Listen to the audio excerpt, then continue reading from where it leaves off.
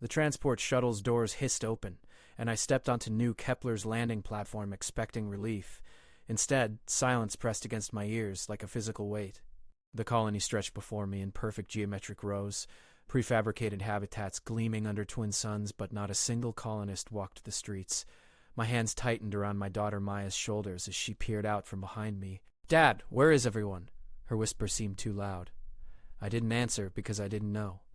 The settlement briefing promised a thriving community of 3,000 humans, the first successful colony in the Andromeda sector. I'd sold everything we owned for passage here after Earth's economic collapse left us with nothing. This was supposed to be our fresh start. A shadow moved between buildings. Then another. Not human shadows. These moved with too many limbs, too fluid, like water given form and purpose. "Stay close," I told Maya, pulling our single luggage container toward the nearest hab unit marked with our assignment number.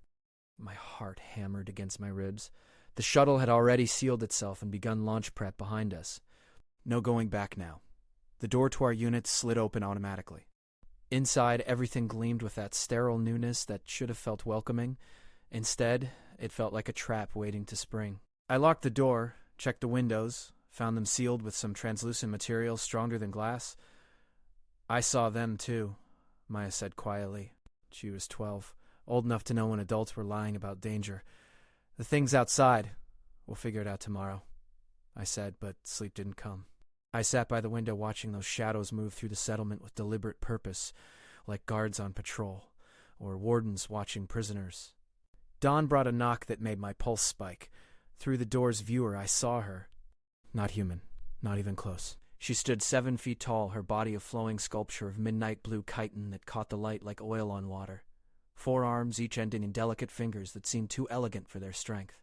Her face was angular, beautiful in a way that made my hindbrain scream danger, with eyes that held far too much intelligence.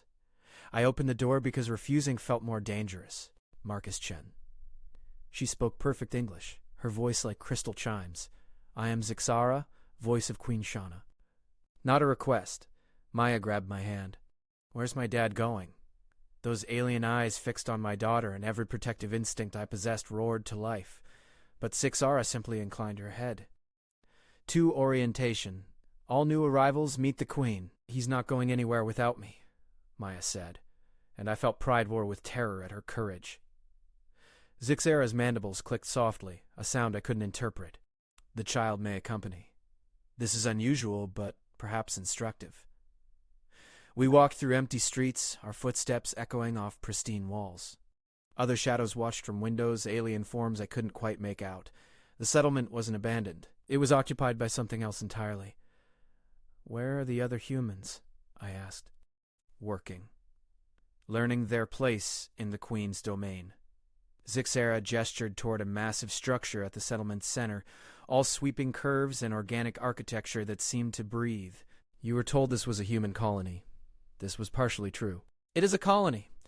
The Queen permits human residence under specific conditions." My stomach dropped. We were lied to.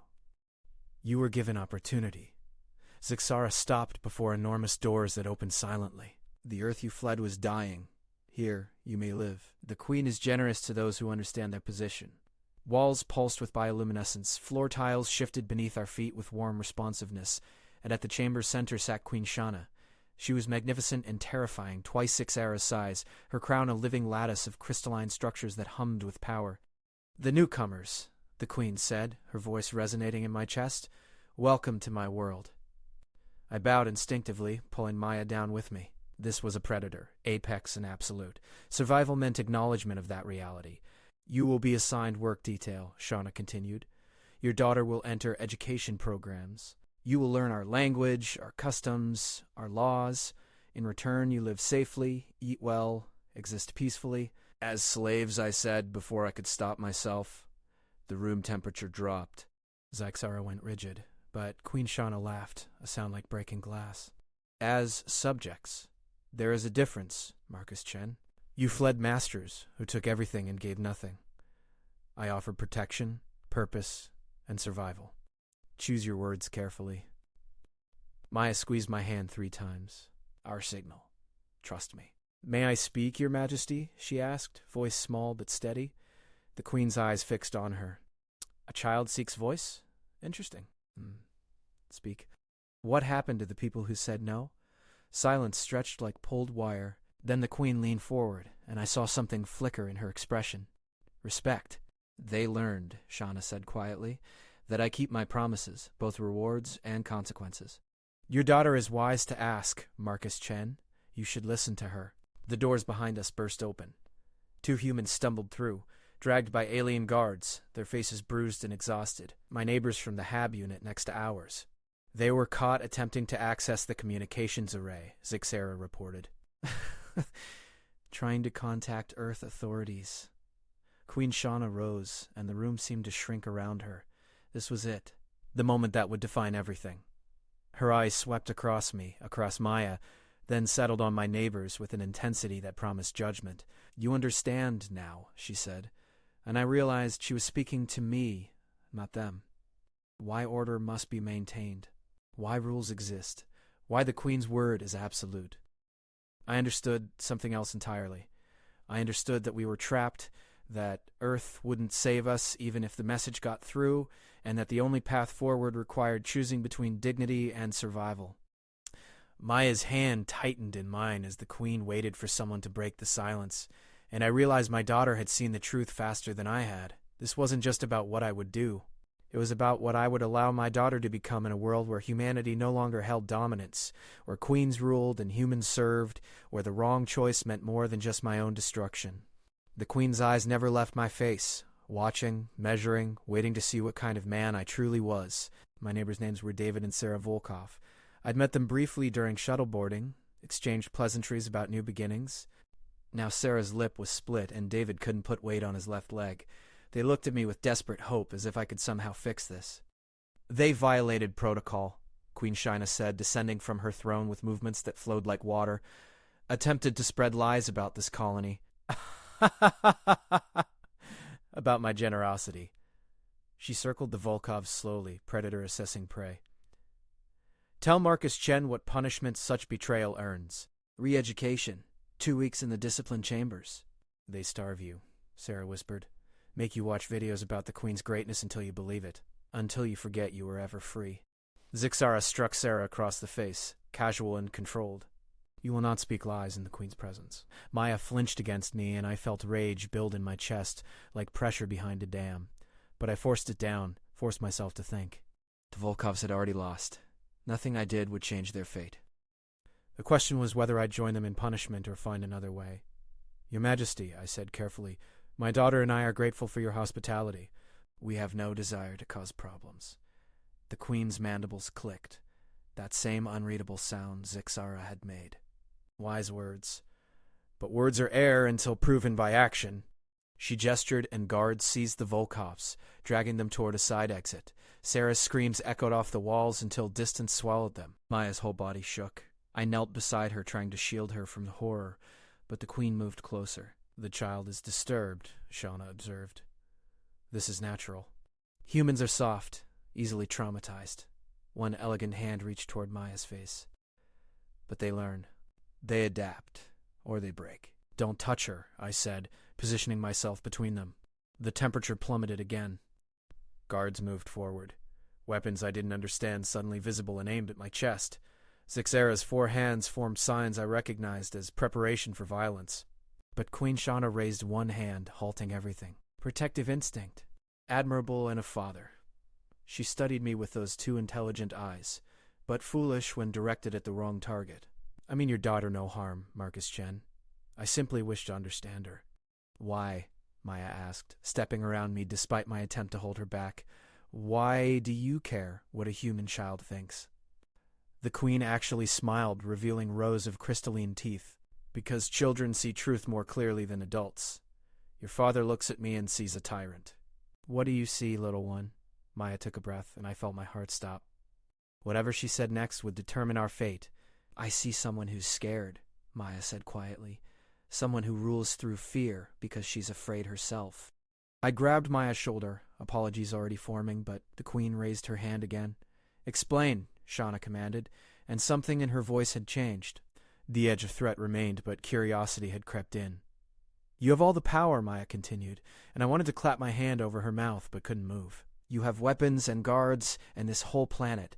If you weren't scared, you wouldn't need to hurt people who just want to talk to their families back home."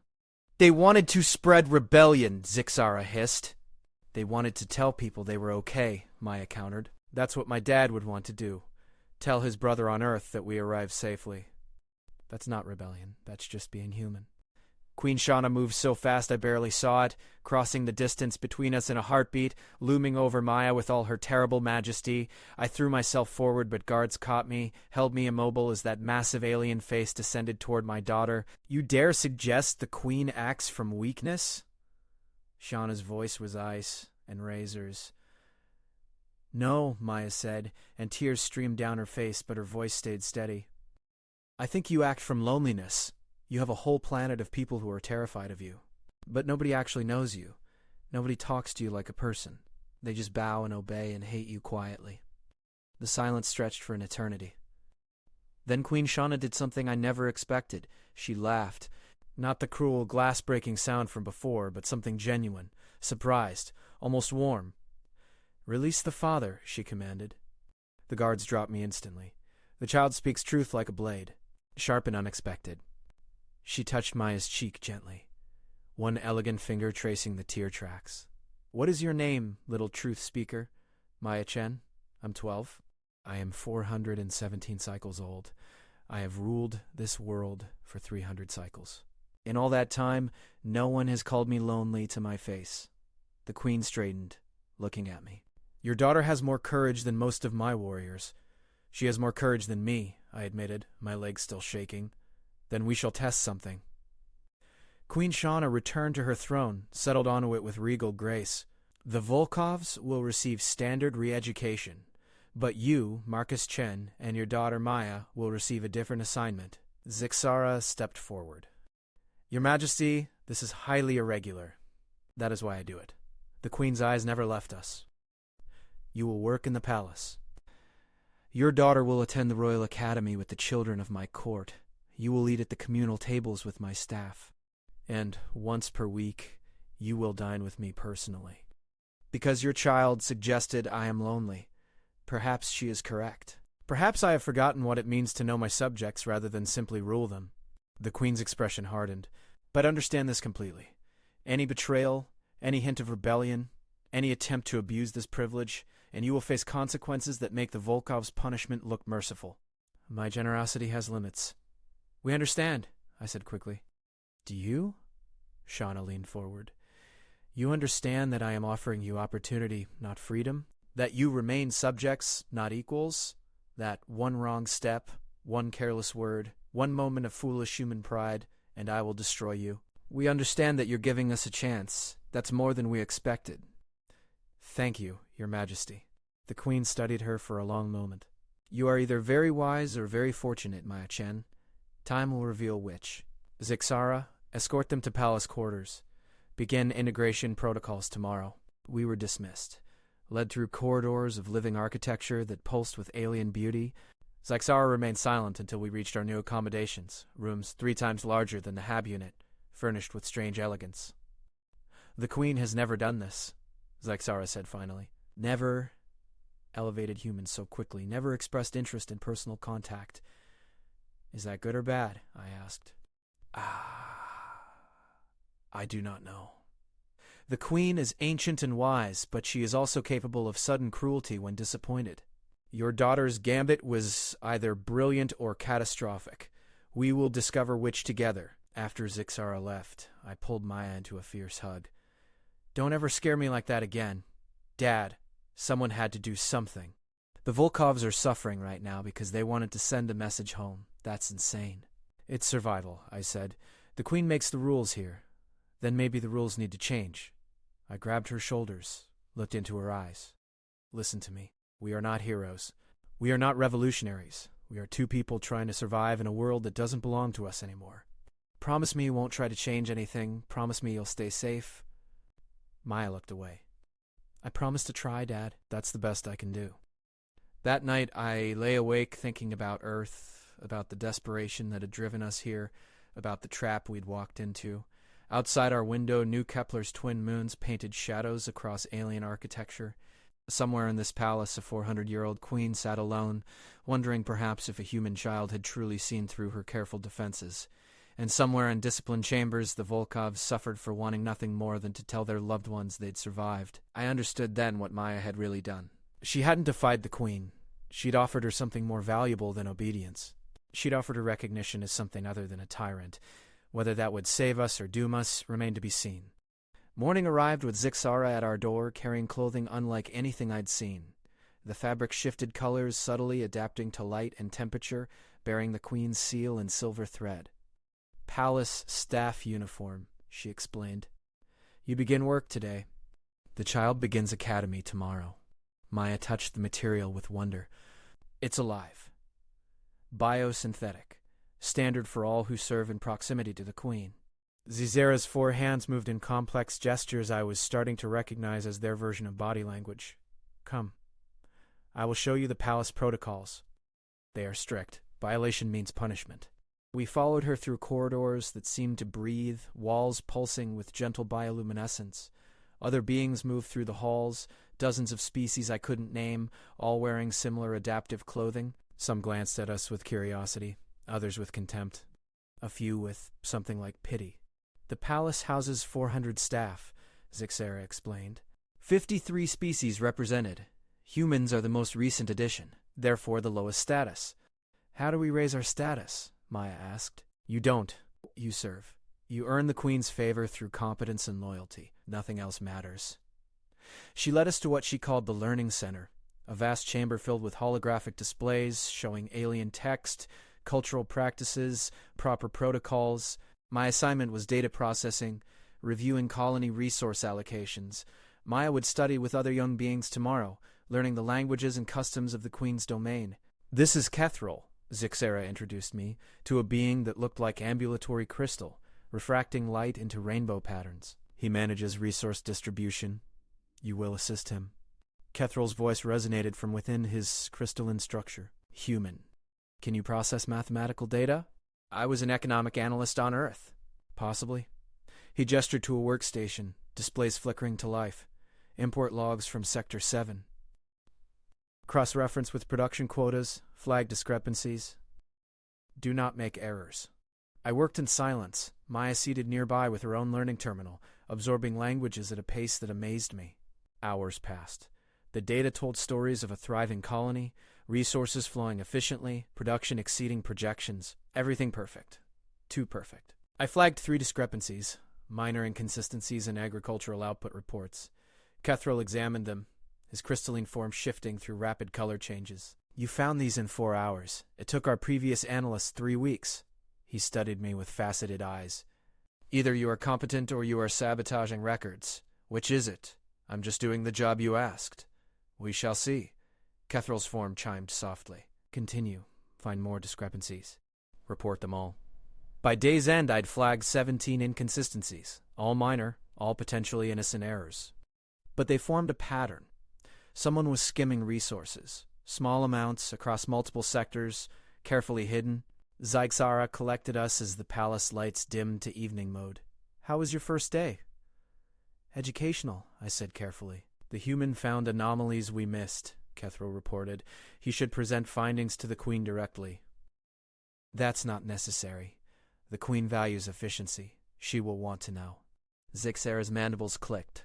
You have done well or you have condemned yourself. Tomorrow we will discover which.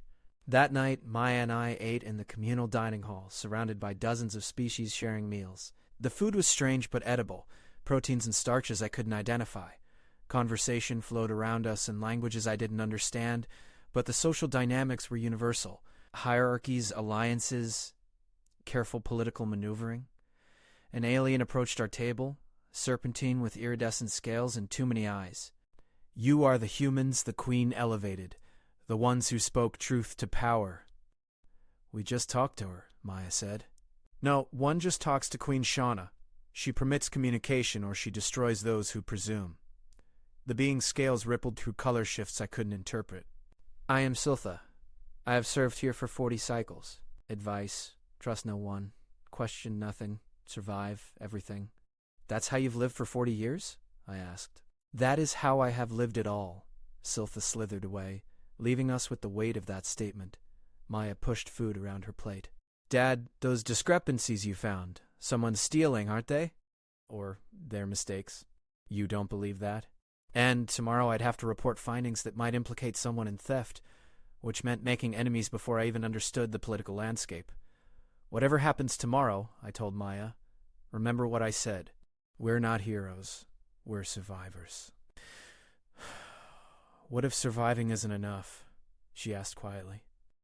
What if we have to choose between surviving and being good people?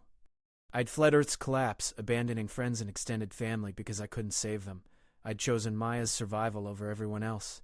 Now I was choosing it again, prioritizing our safety over justice, over truth, over every principle I'd once claimed to value. At what point did survival become cowardice? The next morning, Zixara arrived with a different expression, something I was learning to read as concern. The Queen will see you in her private study, not the throne room. This is significant. Good significant or bad significant. Private audiences are rare. They lead to elevation or elimination. She looked at Maya. The child comes as well. The Queen requested her presence specifically. The private study was smaller than the throne room, but infinitely more intimate. Walls lined with data crystals, art from 100 worlds, windows overlooking New Kepler's alien landscape. Queen Cheyenne sat at a desk scaled to her size, reviewing holographic reports, somehow more terrifying in this casual setting than on her throne. Marcus Chen. Maya Chen. She gestured to seats that adjusted to human proportions. Kethril reports you found 17 discrepancies in resource allocation. Impressive for a first day. Explain them. I outlined each finding, keeping my tone neutral, presenting data without accusation. The Queen listened with absolute focus, those intelligent eyes never leaving my face. Your conclusion? She asked when I finished. Either systemic errors in reporting protocols or intentional resource diversion by someone with access to multiple sectors. You accuse my staff of theft. Zixara went rigid. Maya's hand found mine under the table. I present data, Your Majesty. Interpretation is above my position. You present data that suggests incompetence or corruption in my administration. Queen Shayana rose, moving to the window. Do you know what I do to those who fail me, Marcus Chen? I have some idea. No, you have witnessed mercy. The Volkovs received re-education. Light punishment for light crimes. She turned, and her expression held something colder than anger. 3 cycles ago, my trade minister diverted resources to personal enrichment. I had him executed. Publicly, slowly. As lesson to others who might forget their place. Your Majesty, Maya said, voice small but clear, my dad isn't accusing anyone. He's trying to help. Is he? Or is he attempting to appear useful while undermining my authority? Or perhaps seeking to expose corruption so he can present himself as a hero to the other humans? Motives matter, little truth speaker. I met the Queen's eyes. I want my daughter to survive. I want to survive. Everything else is secondary. If reporting these findings helps that goal, I'm happy to do it. If it doesn't, pretend I never spoke. Silence stretched. Then the Queen laughed that genuine laugh again. Honest self-interest. Refreshing. She returned to her desk, made complex gestures over the holograms. Zixara, initiate investigation into these discrepancies. Use discretion. Marcus Chen, you will continue your analysis. If you find evidence of theft, you will report it immediately. If you find nothing, you will say so clearly. Yes, Your Majesty. And Maya Chen. The Queen fixed those ancient eyes on my daughter. You will begin academy today, but you will also dine with me tonight, alone. Your Majesty, your daughter told me I am lonely. Perhaps she is wise enough to offer solutions as well as observations.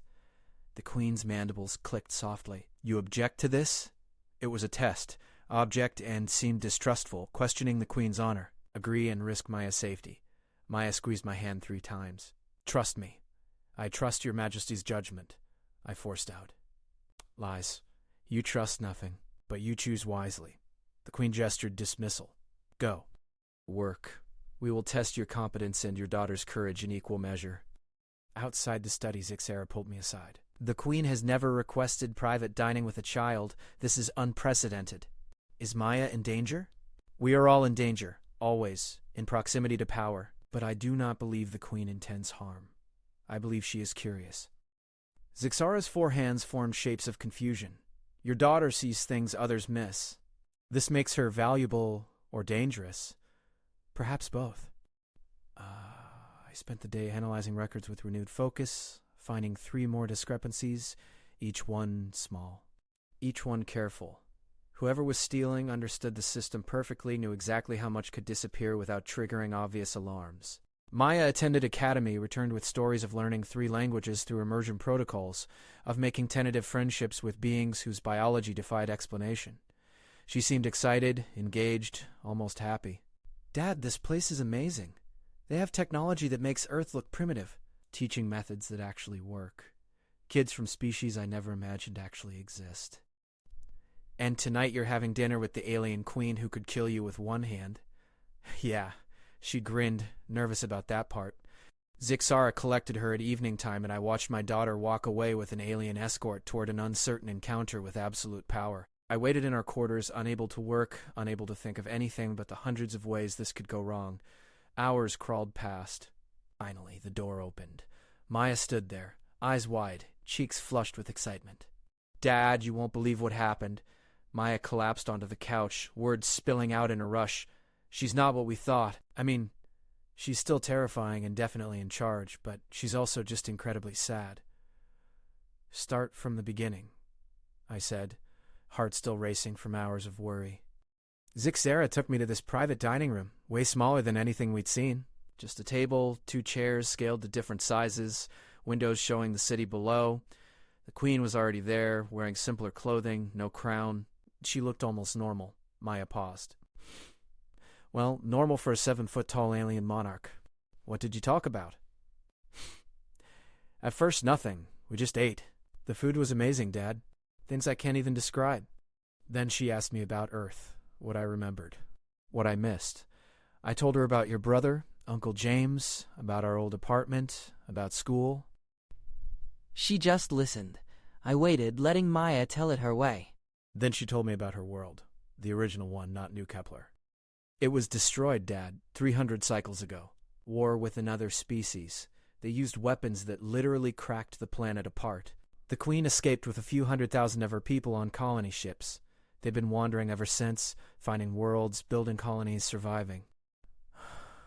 My stomach twisted. That doesn't excuse what she does here. But it explains it.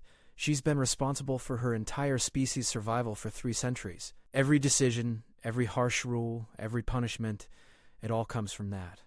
She can't afford weakness, because weakness means extinction. Maya, she's making you sympathize with a tyrant. No. My daughter's eyes flashed with unexpected steel. She's making me understand context. There's a difference. I told her that too. I said just because she has reasons doesn't mean her methods are right. I felt my blood pressure spike. You told the Queen she's wrong? Not exactly. I said that fear and control might keep people obedient, but they don't create loyalty. That if she wants a real civilization, not just subjects, she needs to trust people more. Maya's voice softened. She didn't get angry, Dad. She got quiet. Then she asked me what I'd do differently. What did you say? I said I'd start with the Volkovs. Let them send one message home, monitored, approved by her personally, show that she could be merciful and strong at the same time. That rules can have exceptions without breaking down completely. I pulled Maya into a hug. You're either the bravest or most foolish person I've ever met. She said the same thing. Maya pulled back, grinning. But then she said she'd consider it. She actually listened, Dad. I could see her thinking about it, really thinking. Don't get your hopes up. Queens don't change their minds because a 12-year-old asks nicely. Maybe not, but maybe I planted a seed. Maya headed toward her room, paused at the door. She asked if I'd dine with her again next week. I said yes. You okay with that? Just be careful. Don't push too hard. I'll try. After she slept, I worked through the night, analyzing the final sectors of resource data. The pattern became clearer. Theft occurring in cycles, time to coincide with changing shift schedules, different staff accessing terminals at unusual hours. The sophistication suggested inside knowledge, someone high enough to understand security protocols. Kethril reviewed my findings at dawn, his crystalline form shifting through agitated colors. This implicates department heads, multiple departments.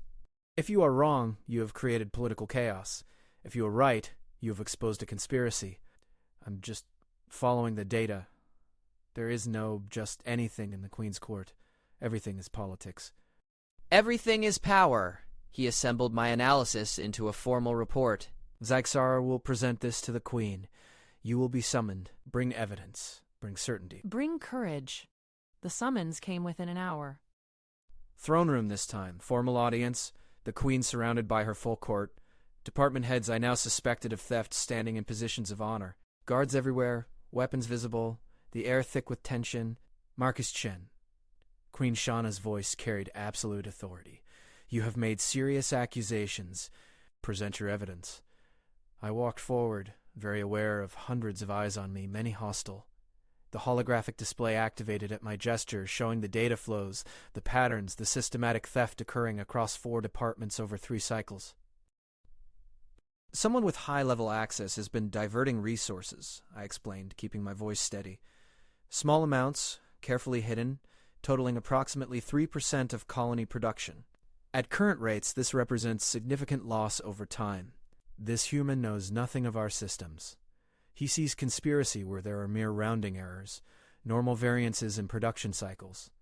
Then explain these specific transactions, I countered, highlighting 6 incidents where resources vanished during shift changes, reappeared in different accounting categories, then disappeared entirely. This isn't variance. This is deliberate manipulation. Murmurs rippled through the court. Queen Shauna raised one hand, silencing everyone. The human presents compelling evidence, but evidence requires verification. She gestured, and guards moved toward the 4 implicated department heads. You will submit to memory extraction. If you are innocent, you will be vindicated and rewarded. If you are guilty, you will face appropriate consequences. Your Majesty, this is outrageous, one of the accused protested, a being with multiple sensory stalks. We have served faithfully for decades, which makes betrayal more offensive, not less. The Queen's voice could have frozen stars. Submit or flee. Choose quickly. 3 submitted, 1 ran. The guards caught the runner before she reached the door, a being I'd seen in the communal hall, always friendly, always smiling. Now she fought with desperate strength, screaming about injustice, about the Queen's tyranny, about freedom and resistance. The Queen descended from her throne, crossed to the captured conspirator with terrible grace. You speak of freedom while stealing from those who depend on collective resources. You speak of resistance while betraying those who trusted you. You speak of tyranny while practicing theft that harms the weakest among us. I was saving resources for when your reign ends, the thief spat, for when we're finally free of your control. My reign will not end. I have survived 300 cycles. I will survive 300 more. Queen Shauna's hand shot out faster than thought, gripping the conspirator's throat. And you will serve as a reminder of what happens to those who mistake my patience for weakness. Your Majesty. Maya's voice cut through the tension, small but clear. She'd entered the throne room somehow, stood at the back with Zyxara. You said you'd consider mercy. This could be your chance to prove strength doesn't require cruelty. The entire court went silent. Zyxara looked horrified. I felt my world narrow to the moment, waiting for the Queen to strike my daughter down for presumption. Instead, Queen Shaina laughed, not the cruel laugh, the genuine one. The child who speaks truth returns at precisely the wrong moment, or perhaps exactly the right one. She released the conspirator, who collapsed gasping. Maya Chen approached. Maya walked forward with steady steps, and I'd never been more terrified or more proud. You ask for mercy, the Queen said. Very well. Tell me what mercy looks like for one who steals from the collective, who hoards resources while others sacrifice, who betrays trust while accepting its benefits. Maya looked at the cowering conspirator, at the Queen, at the assembled court. Not torture, but accountability.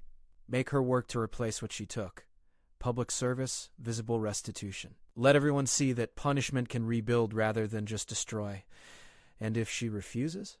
If she sees mercy as weakness and continues plotting rebellion, then you escalate. But try mercy first.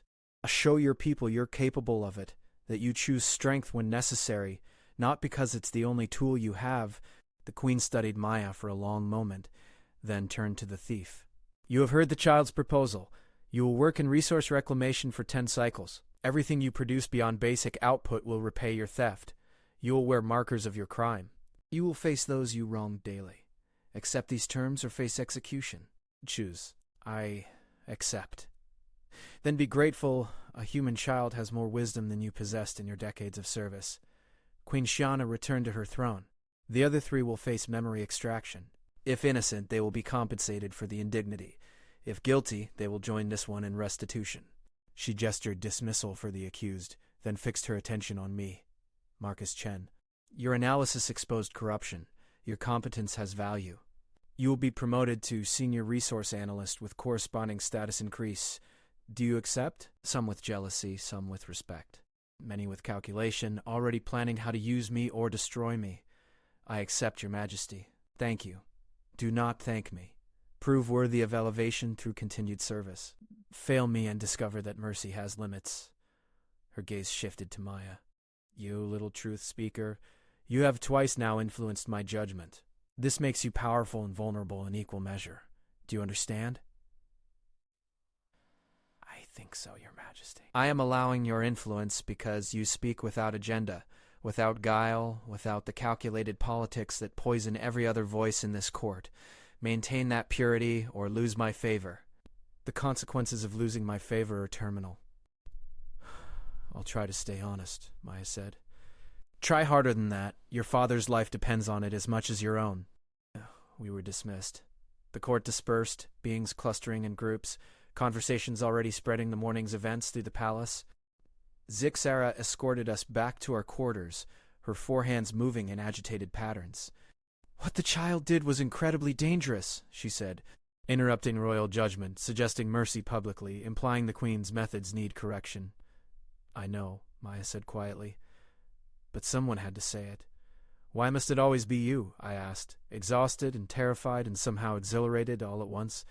Because everyone else is too scared, or too comfortable, or too invested in the system. Maya looked at me with eyes older than her years. Dad, we ran from Earth because we couldn't fix what was broken there. Are we just going to let the same things happen here? We're survivors. Maybe we can be both. The Queen has never allowed anyone to influence her decisions so publicly, never tolerated suggestions that her judgment requires modification. Yet she permits this child to speak and seems to value the words. Is that good or bad? I asked. Unknown. The Queen is capable of sudden reversals. Today's favorite becomes tomorrow's example. Maintain vigilance. Over the following days, my new position brought increased responsibility and danger. I reviewed resource flows across the entire colony, attended high-level meetings, made recommendations that affected thousands of lives. The 3 remaining accused were found guilty of minor complicity, assigned restitution duties alongside the primary thief. Maya continued academy studies and weekly dinners with the Queen. She shared some conversations, kept others private. I noticed changes in her, subtle but significant. More confident, more thoughtful, less willing to simply accept authority without question.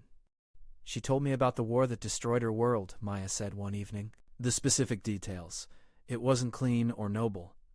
Both sides used weapons that caused slow, horrible deaths. Millions suffered. The Queen survived by making impossible choices, sacrificing some colonies to save others, sometimes deciding who lived and died based on pure mathematics. She said the hardest part wasn't the choices themselves, it was living with them afterward, knowing she'd condemned people who trusted her, knowing she'd chosen efficiency over compassion so many times that she'd forgotten how to choose differently. I sat beside my daughter. Why is she telling you this? Because I asked. Because I keep asking questions about why she does things the way she does, and she keeps answering honestly. Maya paused. I think she's using me as a mirror, Dad, trying to see herself through fresh eyes. That's a lot of responsibility for a 12-year-old. I know, but maybe that's exactly what she needs. Someone who doesn't have centuries of political calculation, who just reacts honestly. The Volkovs were released from re-education after 2 weeks. I saw them in the communal hall, moving like ghosts, eyes empty of everything that made them human. They'd been broken completely, reformed into perfect obedient subjects. Maya watched them with horror. We have to do something. There's nothing we can do. They made choices that had consequences. They wanted to tell their family they were alive. Maya's voice cracked. That's not a crime. That's basic human decency. In the Queen's domain, she defines what's criminal. Then her definition is wrong. Zixera arrived instead, expression grave. The child has requested audience with the Queen. Unscheduled, outside normal protocols. My heart stopped. Why? But she was determined. The Queen granted the audience immediately. I ran toward the royal wing, Zixara keeping pace. Guards tried to stop me, but she gestured them aside. We reached the private study to find the door open, voices audible from within. You think I am cruel, Queen Shauna was saying. You look at the Volkovs and see injustice. I see people who are tortured for wanting basic connection, Maya replied. I see a punishment that destroyed who they were for no reason except to prove you have power. I have power. Proving it maintains order. That's not the same thing. I reached the doorway, saw the Queen and my daughter facing each other across the study. The Queen's expression was unreadable, but tension radiated from her massive frame. What would you have me do? Shiana asked. Release them? Apologize? Undo their re-education? Yes, Maya said simply. All of that. And let them send their message home. Show everyone that you can acknowledge mistakes without losing authority. I made no mistake. They violated protocol. They faced consequences. They asked for something every human needs. You could have said yes from the beginning. Instead, you showed everyone that mercy doesn't exist here, only obedience or punishment. The Queen moved with predatory speed, looming over Maya with all her terrible majesty. You dare tell me how to rule? You, a child who has lived barely more than a decade, presume to instruct me in governance. Maya didn't flinch. I'm telling you what it feels like to live under your rule. You asked me to be honest. This is honesty. Silence stretched like breaking ice. Then Queen Shina turned, saw me in the doorway. Your daughter has courage that borders on suicidal foolishness. You should teach her restraint. I should, I agreed. But she'd be someone else entirely if I did. Truth. She looked back at Maya. Very well. The Volkovs will be examined by medical staff. If re-education can be reversed without brain damage, it will be done. They will be permitted one monitored communication to Earth. This is mercy I would never grant under other circumstances. Why grant it now? Maya asked. Because you are correct about one thing. Fear maintains order, but it does not build civilization. Perhaps it is time to try something different. Or perhaps I am simply curious to see what happens when a queen listens to a child. The Queen's mandibles clicked softly. Do not expect such leniency to become standard. This is exception, not precedent. Thank you, Your Majesty. Do not thank me yet.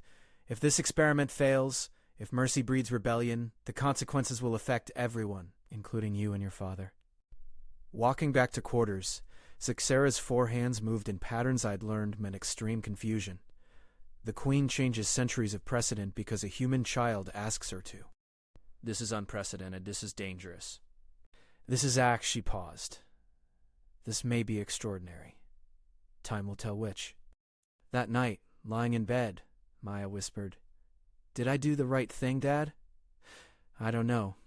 You changed something fundamental here. Whether that's right depends on what comes next. I couldn't watch the Volkovs like that. Broken. Empty. Knowing it happened because someone was afraid of letting people communicate. The Queen isn't just afraid, Maya. She's protecting her species the only way she knows how. Then maybe she needs to learn new ways. Maybe everyone here does. I held my daughter close, feeling the weight of impossible choices, of surviving under absolute power, of watching a child try to change things that had existed for centuries. The Volkovs' rehabilitation began the next morning. Medical staff worked carefully, reversing psychological conditioning, rebuilding shattered identities. It took 3 weeks. When they emerged, they were damaged but themselves again. Haunted but human. They were granted their communication to Earth, 30 seconds monitored by royal security. Sarah cried through the whole message, telling her mother they'd survived, but warning against following them to New Kepler. The message went out through established channels, reaching Earth 6 weeks later. The response changed everything. Earth authorities demanded answers. Why were colonists being re-educated? Why was communication restricted? What exactly was happening in the Andromeda sector? Queen Shauna summoned full court assembly. I attended as senior analyst.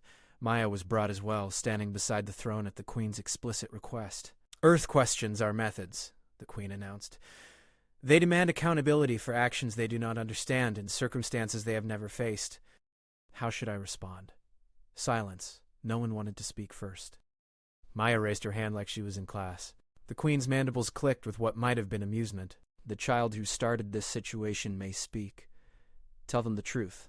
Explain why the colony works the way it does. Show them you're not trying to hide anything, just maintain order in difficult circumstances. Let them visit. See for themselves. If they threaten sanctions or military action, then you decide what matters more, keeping Earth happy or keeping your people safe. Maya's voice was steady. But you make that choice honestly, explaining your reasons, not hiding behind secrecy. The Queen looked at me. Your daughter suggests transparency with a government 40 light-years away that has no understanding of multi-species colony management. Your opinion, senior analyst? I think honesty is less dangerous than mystery. Earth imagining the worst might be worse than Earth knowing the difficult truth. Difficult truth. The Queen seemed to taste the words. Very diplomatic, Marcus Chen. She turned to her assembled court. Very well, we will invite Earth delegation to New Kepler. They will tour the colony, meet with colonists, review our protocols. They will see exactly what we have built and why we built it this way. Murmurs rippled through the court. Many shocked, some approving, others clearly calculating political implications. And, the Queen continued, voice hardening, they will see that this colony survives because of order, because of structure, because of rules that may seem harsh but serve essential purpose. They will see humans living safely in impossible circumstances, and they will understand that their comfortable morality does not translate to frontier survival. She fixed those ancient eyes on Maya. You have created this situation, little truth speaker. When Earth delegates arrive, you will help me explain our ways. You will show them what life here truly means. Yes, Your Majesty. As court dispersed, I pulled Maya aside. Do you understand what just happened? You've inserted yourself into interstellar politics. Earth will send people who think they're liberating oppressed colonists. The Queen will defend her system. You're caught in the middle. Maybe being in the middle is exactly where I need to be. Someone who understands both sides. You're 12 years old. I'm 12 years old who somehow got an ancient alien queen to listen to reason. I'm not stopping now. The weeks until Earth's delegation arrived were tense. The Queen had Volkovs moved to better quarters, adjusted some of the harsher visible protocols, prepared presentations explaining colony structure. It was theater, but theater with substance behind it. Maya continued her dinners with the Queen, conversations growing longer, more complex. She told me about discussing everything from colony law to the Queen's personal history to philosophy of governance across species. She's not evil, Dad. She's just been alone with impossible responsibility for so long that she forgot there might be other ways. Maya paused. I think she's actually grateful someone finally challenged her, like she's been waiting centuries for permission to question herself. Or she's using you, gathering information about human psychology, preparing to manipulate Earth's delegation. Maybe both are true. The delegation arrived on a transport that made our original shuttle look like a toy. 12 humans, diplomats and military observers and scientists, all carrying Earth's authority and Earth's assumptions about how civilization should work. Their leader was Ambassador Chen Martinez, a woman with steel in her eyes and politics in her blood. She looked at the colony, at the mixture of species, at the obvious hierarchy, and I could see judgment forming. Queen Shauna received them in the throne room, full formal ceremony, hundreds of court members present. I stood with Maya near the throne, visible symbols of human integration. Welcome to New Kepler, the Queen said, voice carrying perfect diplomatic warmth. I am Queen Shauna. This is my domain. You are guests here, observers of how multi-species survival operates on the frontier. We are representatives of Earth, Ambassador Chen Martinez replied. We come seeking understanding of why human colonists report being subjected to re-education and communication restrictions. Because order preserves lives. Because unrestricted communication breeds discontent based on ignorance of local reality.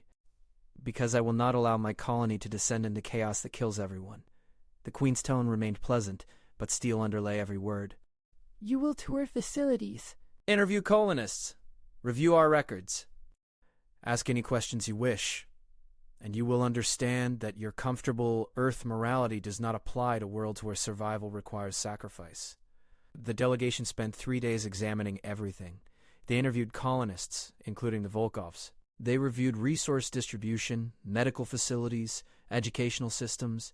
They saw genuine multi-species cooperation alongside undeniable hierarchy and control.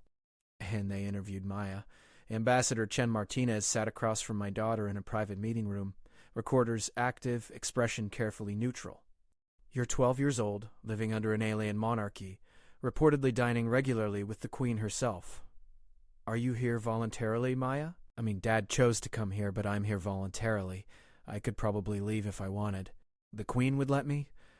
You sound uncertain. I'm uncertain about a lot of things. But not about that.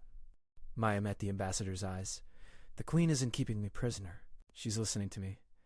That's different. Listening how? I tell her when I think her rules are too harsh. She considers it. Sometimes she changes things. Maya gestured at the room around us. You're here because I convinced her to let the Volkovs send a message home. That started all this. So you have influence over her decisions? Not as much as you probably think, but more than anyone else seems to. Maya leaned forward. Ambassador, I know what you're thinking. You see oppression and want to liberate us. But it's more complicated than that. Oppression is always more complicated than it should be.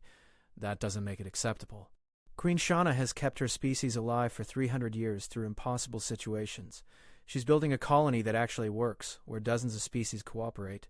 Yeah, her methods are harsh sometimes. Yeah, some rules seem unfair. But people are alive, fed, safe. How many Earth governments can say the same right now? Earth's collapse was recent, painful, not something anyone wanted compared to alien rule. You're defending tyranny because it's effective, she said carefully. I'm defending complicated reality because simple answers don't work here. Fire the Queen, implement Earth-style democracy, and watch the colony tear itself apart as 50 species argue about governance they don't understand. Maya's voice intensified. Or keep the Queen, work within her system, push for gradual changes that actually make things better without destroying what works. And you believe a child can influence gradual change in a centuries-old monarch? Twice. And I'm not stopping. The interview continued for hours. Other delegation members questioned colonists, reviewed data, argued with court officials. The delegation was clearly divided, some seeing oppression demanding intervention, others seeing functional governance requiring respect. On the final day, Queen Shauna hosted a formal dinner for the delegation. Every court member attended, perfect ceremony demonstrating colony sophistication. Maya sat at the Queen's right hand, visible symbol of human integration. Ambassador Chen Martinez stood to address the gathering. We came expecting to find humans suffering under alien control. Instead, we find complexity. We see restrictions that chafe against our values but serve practical purposes. We see hierarchy that offends our democratic sensibilities but enables multi-species cooperation. We see a queen whose methods we question but whose results we cannot dismiss. The room held absolute silence. We will report to Earth that new Kepler colony is functional, that human colonists are not being abused, that concerns about re-education have been addressed through policy modification. She paused. We will also report that Queen Shauna's governance, while effective, remains fundamentally autocratic and that colonists lack meaningful political voice in decisions affecting their lives. Accurate assessment? The Queen said calmly. I am indeed autocratic. I have ruled for 300 cycles without democracy, without voting, without consensus building. I make decisions and enforce them. This is neither apology nor justification. It is a statement of fact. And you see no problem with denying your subjects political participation? I see practical reality of managing multiple species with incompatible governmental traditions. I provide stability, safety, and survival. They provide labor, cooperation, and obedience. This exchange has preserved lives for centuries. The Queen glanced at her, mandibles clicking. The truth speaker wishes to add something? Just that maybe both things can be true, Maya said. Maybe the Queen's system works for now, for this situation, while also being something that could eventually evolve into something different. Something that keeps what works while adding what's missing. You suggest democracy might come to my domain? The Queen's tone was unreadable. I suggest that nothing lasts forever unchanged. Not Earth governments, not alien monarchies. Everything adapts or dies. Maya looked at the ambassador, then back to the Queen. Maybe instead of Earth trying to change you immediately and you refusing to change anything at all, there's a middle path. Small changes over time.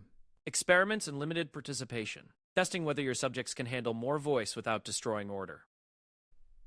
Ambassador Chen Martinez stared at Maya like she'd just solved an equation no one else could see. You're proposing gradual political evolution under royal supervision.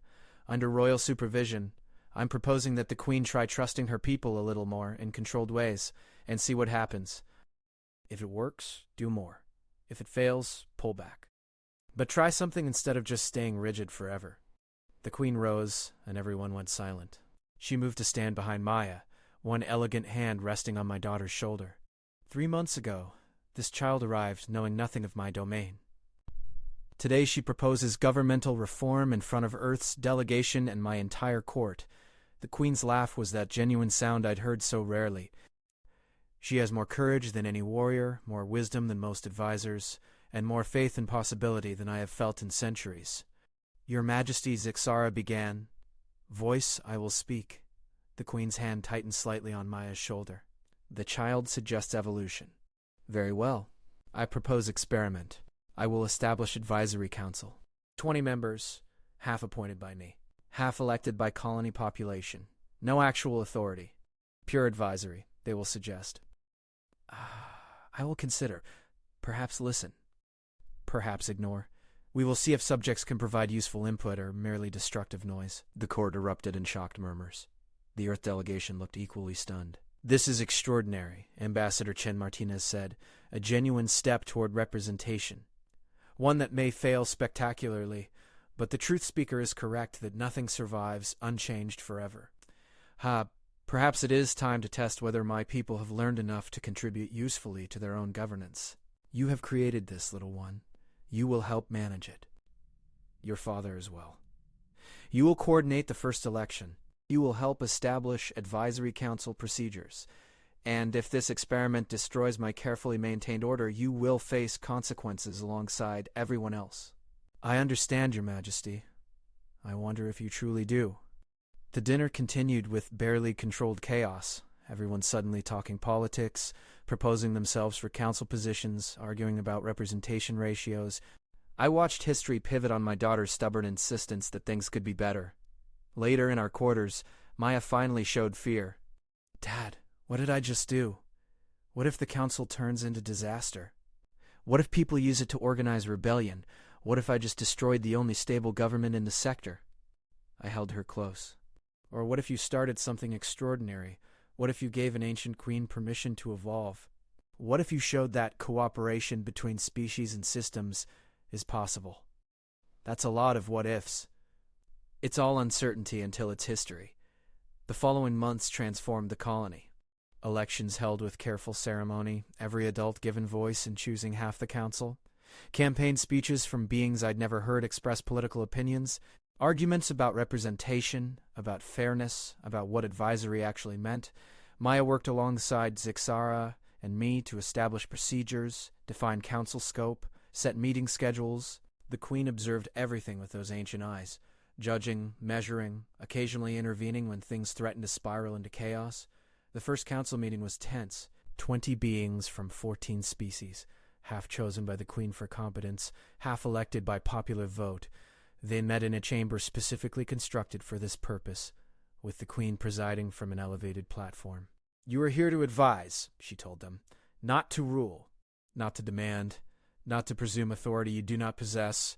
You will discuss colony issues, propose solutions, present options. I will listen. Sometimes I will implement suggestions, sometimes I will ignore them. But you will have voice where voice did not exist before. The Council's first recommendation was establishment of formal grievance procedures, ways for colonists to appeal decisions without fear of punishment for raising concerns. The Queen implemented it immediately, with modifications to prevent abuse. Their second recommendation was increased communication allowances to Earth. The Queen refused, citing security concerns and resource limitations. Democracy, even advisory democracy, was messy and frustrating, and occasionally brilliant. Maya attended every council session, not as member but as observer. She took notes, asked clarifying questions, occasionally suggested compromise when discussions deadlocked. The Queen watched her constantly, those intelligent eyes tracking my daughter's every movement. She is learning, Zixara observed one evening. The child absorbs governance like some beings absorb language. Natural aptitude for politics. That's terrifying, I said. That is extraordinary. Most develop political skill through decades of experience. She intuited it in months. 6 months after the council's formation, Queen Shauna summoned Maya and me to private audience. "The experiment succeeds," she said without preamble. "The council provides useful input. Colony stability improves as people feel heard. Limited voice prevents destructive resentment. Your daughter was correct." "Thank you, Your Majesty," Maya said. "Do not thank me. Understand what you have created." The Queen leaned forward. "You have begun transformation that cannot be stopped. Today, advisory council. Tomorrow, actual legislative power. Eventually, perhaps democracy that reduces my authority to ceremonial function. You have set my domain on path toward fundamental change." "Does that bother you?" Maya asked quietly. "It should. I have ruled absolutely for 3 centuries. Loss of power should terrify me." The Queen's mandibles clicked softly. "Instead, I feel something I have not experienced in longer than you can imagine. I feel hope. Hope that my people might govern themselves someday. Hope that I might step back without civilization collapsing. Hope that all these centuries of burden might eventually be shared rather than carried alone." She touched Maya's face gently, one elegant finger tracing her cheek. "You have given me gift I did not know I needed, Truth Speaker. You have shown me that evolution is possible, that change need not mean destruction, that trust can be tested without catastrophic failure." The Queen's voice softened. "For this, I am grateful, and also somewhat terrified. The future is uncertain now. I find I prefer this to the certainty of endless unchanged rule." "What happens next?" I asked. "We continue experiment. We expand council authority gradually. We test limits of shared governance. We learn whether multiple species can truly cooperate politically." She straightened, returning to regal formality. "And we document everything. Because someday other colonies will need this knowledge. Other queens will need to know that evolution is possible." We were dismissed. Walking back through palace corridors that had become familiar, Maya leaned against me. "I just wanted people to be treated fairly," she said quietly. "I didn't mean to start a revolution. The best revolutions start with simple requests for decency." "Is this real, Dad? Can it last? Or will something go wrong and the Queen will reverse everything? I don't know. But for now, right now, you've made this place better. That's enough." A year after our arrival, I stood in the communal hall watching beings from dozens of species share a meal, argue politics, laugh at shared jokes in half a dozen languages. The Volkov sat with a group of human colonists, damaged but healing, contributing to conversation about council reform proposals. Maya sat at a table with other academy students, explaining complex political theory to beings whose biology I still didn't fully understand. She'd grown in that year, not just physically, but in confidence, capability, presence. Zigzara approached, 4 hands forming greeting gestures I now recognized. "The Queen wishes to see you both. Private study. She says it is important." We followed her through familiar corridors to the study where so many crucial conversations had occurred. Queen Shauna stood at the window looking out over the colony she'd built. "I am 418 cycles old," she said without turning. "I have ruled for 301 cycles. I have made decisions that saved millions and killed millions. I have carried responsibility that would have destroyed lesser beings." She turned, and I saw something in her expression I'd never seen before. Peace. "And today I am stepping down." "Your Majesty?"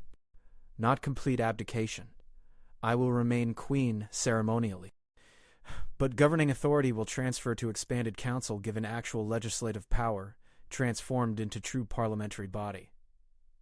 She moved to her desk, touched controls that activated documents. "I have prepared constitutional framework, checks and balances, rights and responsibilities, structure for democratic governance adapted to multi-species reality." Maya's voice was barely a whisper. "Why?" "Because you were right about everything, Truth Speaker. Because I am tired of carrying burden alone.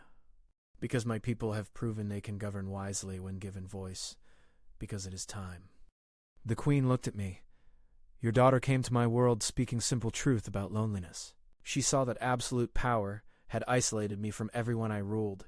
She proposed that trust might be better than control, and she was correct." "What will you do?" I asked. "Remain as Queen. Provide wisdom when requested. Break ties when Parliament deadlocks. Serve as symbol of continuity during transformation." She smiled, that expression still strange on alien features, and perhaps learn to be person rather than just ruler. Perhaps discover what life means without absolute responsibility. She moved to stand before Maya, towering over my 12-year-old daughter who had somehow changed the course of civilization. You have gift, little one. Gift for seeing what needs changing, and courage to suggest change even to those with power to destroy you. Do not waste this gift. Do not let fear silence you. Do not let comfort make you complacent. The Queen touched Maya's face gently. The universe needs people who speak truth to power. Needs them desperately. Promise me you will continue being such person. I promise, Maya whispered. Then my legacy is secure. Not in empire I built, but in change I allowed. Not in control I maintained, but in trust I learned to give. Queen Shauna straightened. Tell people what comes next. Tell them their queen chooses evolution over stagnation. Tell them the experiment becomes reality. Tell them they are trusted with their own governance. The announcement sent shockwaves through the colony. Some celebrated. Some feared chaos. The parliamentary transition took months, elections held for actual legislative seats, constitutional framework debated and refined by beings who'd never imagined having such a voice.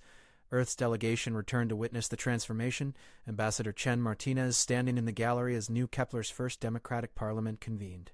Your daughter did this, she told me. A 12-year-old human child convinced an absolute monarch to share power. This is unprecedented in recorded history. Maya just asked questions and told the truth, I said. Sometimes that's all revolution requires. Someone willing to ask why things must be the way they are. Maya was appointed youth observer to Parliament, non-voting but present for all sessions. She sat in the gallery watching beings debate legislation, propose reforms, argue passionately about colony future. Sometimes she still had dinner with the Queen, but now they talked as friends rather than subject and ruler. She told me she's scared, Maya said after one such dinner. The Queen, I mean. She's afraid she made a mistake, afraid democracy will destroy everything she built. Is she right to be afraid? Maybe. Probably. But she's doing it anyway because it's right. Because people deserve voice in their own lives. That takes incredible courage, Dad. To let go of power you've held for 3 centuries because a child suggested you should. 2 years after our arrival, I attended parliamentary session where they debated expansion of communication rights, broader contact with Earth, reduced restrictions on information flow. The measure passed with overwhelming support. The Queen, present in ceremonial capacity, signed it into law without objection. After the session, she approached Maya and me in the corridor outside Parliament chambers. I've ruled for 303 cycles, she said quietly. Led my people through extinction-level crisis, built colonies from nothing, made choices that haunt me still. But letting go of absolute power may be the hardest thing I have ever done. Was it worth it? Maya asked. The Queen looked through the chamber windows at Parliament in session, dozens of species working together toward common governance. Ask me in century. For now I can say only that loneliness has decreased. Burden has lightened, and I have begun to remember what it means to simply be person rather than symbol. She touched Maya's shoulder. You gave me that gift, truth speaker. However this experiment ends, I am grateful you existed to ask the questions I needed to hear. She walked away, regal even in reduced authority, carrying herself with dignity earned through centuries of impossible choices. Maya leaned against me, and I wrapped my arm around her shoulders. We came here running from Earth's collapse, she said quietly. Looking for safety, for somewhere to survive. I never imagined we'd help build something new. When you built it, Maya, you saw what needed changing and refused to stay silent. No, we built it together. You supported me even when I was terrified. The Queen listened even when listening meant questioning everything. The council members risked suggesting change. Everyone contributed. She was right, of course. Change never comes from single person, no matter how brave or wise. It comes from moments of courage, questions asked despite fear, powerful beings choosing to listen, communities deciding evolution is worth risk. I thought about Earth, collapsing under weight of systems that refused adaptation. About the Queen's world destroyed by war because neither side would compromise. About all the civilizations that failed because change came too slowly or not at all. And I thought about my daughter, 12 years old when we arrived, 14 now, who had looked at absolute power and asked simple questions that began transformation. I'm proud of you, I told her. More than you can possibly know. I'm proud of us, she replied, for surviving, for adapting, for trying to make things better instead of just accepting how they are. We walked back to our quarters through streets filled with beings from dozens of species, all moving freely, arguing politics, planning futures they now had voice in shaping. New Kepler wasn't perfect. Democracy was messy, cultural conflicts still arose, but it was alive with possibility in ways it hadn't been when we'd arrived. That night I recorded message to my brother on Earth, permitted now under expanded communication rights. James, we made it. We survived. And somehow, against all odds, we helped build something extraordinary. I don't know if you'll ever get this message. Don't know if Earth still exists in recognizable form. But I wanted you to know that there's hope out here. That change is possible. That even in darkness, people can choose light. I didn't know if he'd receive it. Didn't know if it mattered. But I sent it anyway because Maya had taught me that speaking truth matters even when outcomes are uncertain, that trying matters even when success isn't guaranteed, that hope matters even when darkness seems absolute. Outside our window, New Kepler's twin moons painted the colony in silver light. Somewhere in the royal wing, a queen who'd ruled for 3 centuries sat in quarters that no longer held absolute power, learning what it meant to simply exist rather than control everything. And in our quarters, my daughter slept peacefully, dreaming perhaps of futures she'd helped make possible, of questions she'd dared to ask, of the truth she'd spoken to power and the extraordinary changes that had followed. I'd thought a new planet would be peaceful. Instead, I'd found complexity, danger, opportunity, and transformation beyond anything I'd imagined. But most importantly, I'd discovered that even in the most rigid systems, even under absolute power, even when change seems impossible, courage and truth can still reshape the world. One question at a time. One honest conversation at a time. One small act of bravery at a time. Until the impossible becomes inevitable and the future opens into possibilities no one had dared imagine.